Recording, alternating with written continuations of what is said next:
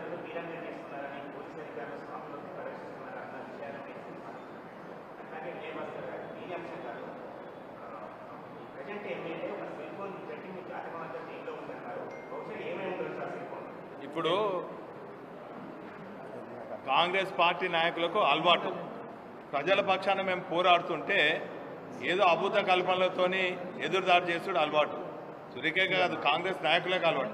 ఇటువంటి ఎదురుదాడులకు భయపడేది కాదు. ఏమున్నా కూడా అన్నిటికీ మేము సిద్ధంగా ఉన్నాం. ఈ వ్యక్తిగత విమర్శలు ఇవన్నీ మాని ప్రజల సమస్యలపైన దృష్టి పెట్టండి. మీ ఎన్నికల మేనిఫెస్టోలో ఇచ్చిన దానికి సరైన రీతిలో అమలు అయ్యేదానికి చెప్పండి. కానీ ఇటువంటి ఏదో బ్లాక్మెయిల్ చేస్తూ ఇవన్నీ చేస్తే భయపడేది కాదు. వ్యక్తిగతంగా విమర్శించుగా దమ్ము ధైర్యం ఉంటే ప్రజలకు ఇచ్చిన హామీలు నెరవేర్చండి. మేము అడిగినటువంటి ప్రశ్నలకు సమాధానం చెప్పకుండా దొంగ తిరుగుడు ఇది చూపెట్టుడు అది చూపెట్టు చేసుకోమని చెప్పండి. మీరు మీ క్వశ్చన్ నాకు అర్థం కాలేదు.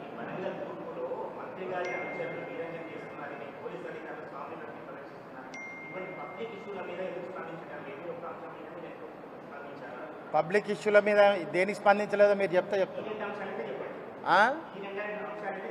ఎందుకు స్పందించలేదు?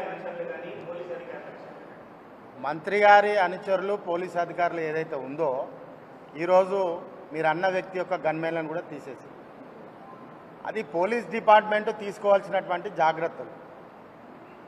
అదేవిధంగా మీ పత్రికా సోదరులందరూ కూడా దాన్ని వేలెత్తి చూపించిళ్ళు.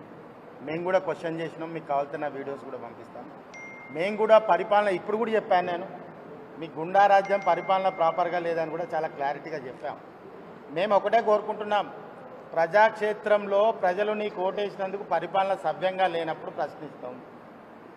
అంతే తప్ప అధికారం ఉన్నదిగా నేను చేస్తే ఇవాళ ఏం జరిగింది? పోలీసు వాళ్ళు సరైన నిర్ణయం తీసుకున్నారు. వారు వారి యొక్క డ్యూటీని నిర్వర్తించిళ్ళు. రేపు భవిష్యత్తులో కూడా అన్యాయం అయితే చాలా అంశాలు ఉన్నాయి. భవిష్యత్తులో కూడా అన్యాయాలు జరిగితే ప్రజలకు అన్యాయం జరిగినా రాజకీయాలు చేసే ప్రయత్నం చేసినా కూడా ఖచ్చితంగా మీ ముందుకు తీసుకొస్తాం. ఒక మీడియానే వేదిక చేస్తాం. అదేవిధంగా అధికారులను కూడా వేదిక చేసి ప్రజల సమక్షంలో పెడతాం. అతి త్వరలో కూడా ఇంకా చాలా అంశాల మీద కూడా మీ ముందుకు తీసుకొస్తాం. Okay, thank you.